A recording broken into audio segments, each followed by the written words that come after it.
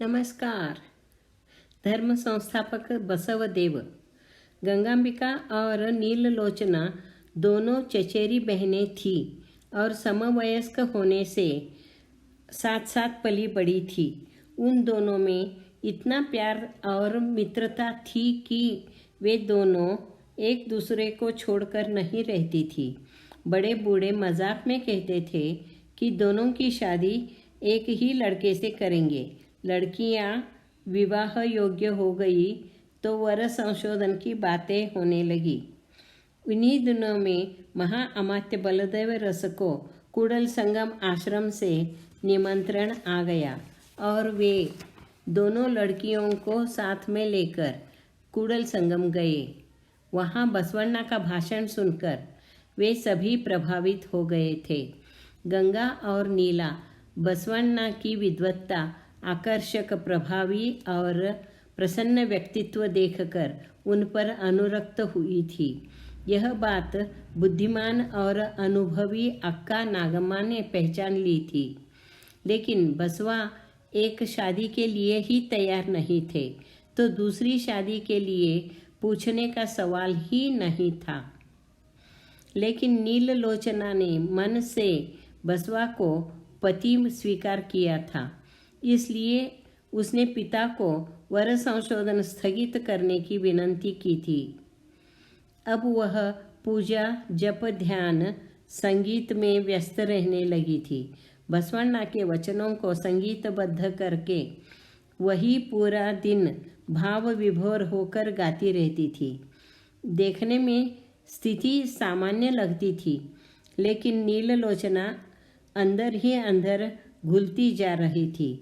बेटी की चिंता से पिता सिद्धरस शिवैक्य हो गए और माता ने अपने मुँह बोले बेटे राजा बिज्जड़ को अपनी बेटी नीला को सौंपकर खुद सती गई थी। नीला और दुखी हो गई। धीरे धीरे उसने भोजन भी त्याग दिया। अब वह केवल एक बार फलाहार लेकर रहने लगी। सच्चाई यही थी कि उसकी जीने की इच्छा ही मर गई थी। वह खुलकर किसी से बात भी नहीं करती थी। अंत में रानी मल्लिका मोहिनी ने गंगांबिका को बुलावा भेजा। उसके साथ अक्का नागम्मा भी नीला को देखने आ गई। उनका स्वागत करके रानी ने कहा, गंगा, आप नीला की अंतरंग सहेली भी है और बहन भी है। आप नीला के मन की बात क्या है वह जान लीजिए। हमें तो वह कुछ भी कहती नहीं। वे सभी नीला के कक्ष के पास आए। नीला क्षीण आवाज में बसवण्णा का वचन गा रही थी। इन लोगों को देखकर वह चुप हो गई। रानी उन्हें वहां छोड़कर चली गई। अक्का ने नीला को देखते ही उसकी बीमारी समझ ली। उन्होंने नीला को घूर कर देखते हुए पूछा, नीला, बहुत सुंदर गाती हो। केवल बसवा के वचन ही गाती हो या अन्य भी? अक्का का प्रश्न सुनकर वह शर्माई। अक्का की नज़रों से वह नज़र नहीं मिला पाई। वह कुछ भी बोले बिना नीचे देखते खड़ी रही। अक्का को जो समझना था वह समझ गई। उन्होंने कहा, नीला, मनुष्य जन्म भाग्यवानों को ही मिलता है।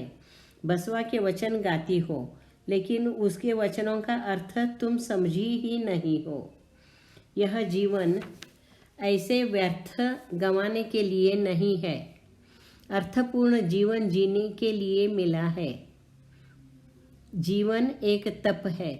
जीवन जीना भी एक कला है, एक साधना है। जातस्य मरणम ध्रुवम। जन्म लिए हुए हर एक को एक दिन मरना तो है ही, लेकिन अपना जीवन अर्थपूर्ण करना चाहिए। इस नश्वर शरीर का सदुपयोग करके आत्मकल्याण और लोक कल्याण साधेंगे तो वह मृत्यु भी अर्थपूर्ण होगी। अपने जीवन का, अपने आदि तत्व का गौरव करना चाहिए। तबीयत को संभालो। भगवान की इच्छा हो तो सब कुछ ठीक ही होगा, चलती हूँ मैं। ऐसे कहकर अक्का ने उसके सिर पर हाथ फेरकर उसे तसल्ली दी, धीरज बंधाया। नीला की आंखें भर आई, उसकी आशा पल्लवित हो गई। उसने झुककर अक्का के चरण छुए। दोनों बहनों को बोलने के लिए अकेले में छोड़कर अक्का बाहर आई। कूडल संगम में बसवा का भाषण सुनकर दोनों बहनें रात भर उन्हीं के बारे में बोलती रही थी। तब ही गंगा को मालूम हो गया था कि नीला भी बसवा पर अनुरक्त हुई है। शादी के बाद गंगा पूर्ण बसवमय बन गई थी, लेकिन अब नीला को देखते ही उसे वह सब याद आया। उसने पतिदेव से नीला के बारे में बोलकर उन्हें दूसरी शादी के लिए मनाने का ठान लिया। गंगा नीला से बसवदेव के नव विचार, नव समाज की कल्पना, इष्टलिंग, पूजा विधि, दृष्टि योग, नए वचन आदि के बारे में भरभरा कर बोलती रही। नीला के चेहरे के भाव और बसवदेव के लिए अभिमान देखकर गंगा ने समझ लिया कि अगर नीला को बचाना है तो यह शादी होनी ही चाहिए। घर आते ही गंगा ने अक्का से कहा, अक्का, अगर इन्होंने गंगा से शादी नहीं की तो वह मर जाएगी, इसलिए कुछ भी करके इन्हें शादी के लिए आप तैयार कीजिए। अक्का, गंगा, यह तुम क्या कह रही हो? तुम सौतन लाने के लिए कह रही हो, समझ रही है तू? गंगा, हाँ अक्का, मैं सोच समझ कर ही बोल रही हूँ। मुझे मेरी बहन चाहिए। हम दोनों दो तन एक प्राण है। अगर वह इनसे शादी करके यहीं रहने के लिए आएगी तो मुझे खुशी ही होगी। अक्का, ऐसा है तो मैं प्रयत्न जरूर करूँगी, देखती हूँ। अक्का ने बसवण्णा को नीला की स्थिति से अवगत कराया और कहा कि उसकी इस अवस्था के लिए अप्रत्यक्ष रूप से बसवा ही कारण है। दया ही धर्म का मूल है कहने वाले बसवा को दया भाव का ही हवाला देकर नीललोचना से एक बार मिलने के लिए उन्होंने बसवा को आग्रह किया। अक्का दूसरी शादी के लिए बसवण्णा को मनाने में लग गई। इन्हीं दिनों राजा बिज्जल सपत्नी बसवण्णा के महामने आ गए।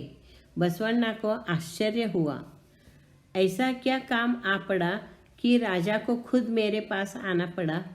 राजा बोले, बसवण्णा, नीललोचना मेरी मानस भगिनी है। आज वह मरणासन्न है और उसे केवल आप ही बचा सकते हैं। कृपया आप उससे शादी करके मेरी बहन को बचाइए। मानस भगिनी के लिए इतना दीन हुआ राजा देखकर बसवण्णा चकित हो गए। अंदर रानी मोहिनी कह रही थी, बड़े महाराज जब मृत्युशैया पर थे तब उन्होंने अपने दोनों पुत्रों को नीला की माता पद्मगंधी को सौंप कर गए थे। उन्होंने माता की ममता से उन दोनों को पाला पोसा था। नीला के माता पिता की मृत्यु के बाद नीला की जिम्मेदारी इनकी थी। इनका भी अपनी बहन पर बहुत प्यार है। वे अपनी मरणासन्न बहन को देखकर बहुत विचलित और दुखी हुए हैं। इसीलिए वे खुद बसवण्णा जी को शादी के लिए विनती करने के लिए आए हैं। नागमक्का, बसवण्णा आपको बहुत मानते हैं। वे आपकी आज्ञा का उल्लंघन नहीं करेंगे, अतः कृपया आप ही उन्हें शादी के लिए मनाइए। राजा, बसवण्णा, आप हमारे साथ राजमहल चलिए। नीला की दयनीय स्थिति देखकर उसे सांत्वना तो आप दे ही सकते हैं। वे सभी मिलकर राजमहल आए। गौरवर्णीय तीखे नयन नक्श, तेजस्वी आंखें, तराशे हुए बदन वाली नीला अस्थिपंजर रह गई थी। कांतिहीन मुख, निस्तेज नेत्र, बसवण्णा से देखे नहीं गए। उन्होंने कहा, भगवान ने कायक के लिए दिए हुए इस काया का इतना निरादर नहीं करना चाहिए। कूड़ल संगम देव पर विश्वास रखिए और जल्दी स्वस्थ हो जाइए। और वे नीला के सिर पर हाथ रखकर बाहर आ गए। वहाँ उपस्थित सभी ने समझ लिया कि नीला की अवस्था बसवा से देखी नहीं गई और वे शादी के लिए तैयार हो गए हैं।